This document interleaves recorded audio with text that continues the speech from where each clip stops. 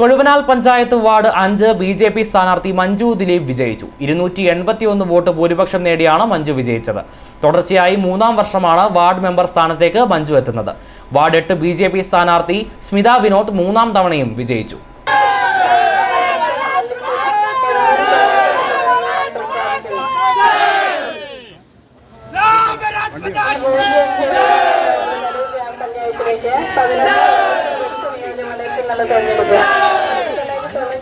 കേരള പഞ്ചായത്ത് രാജ് വോട്ടിലും 1995 കേരള പഞ്ചായത്ത് രാജ് ഗ്രാമപഞ്ചായത്ത് 5-ാം വാർഡിൽ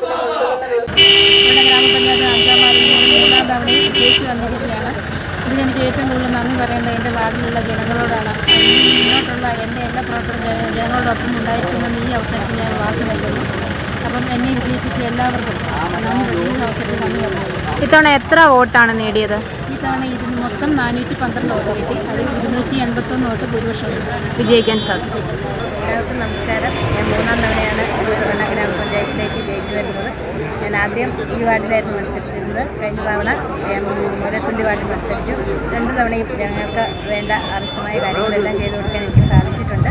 ഇനിയും മുന്നോട്ടും അത് സാധിക്കുമെന്ന് വിശ്വസിക്കുന്നു.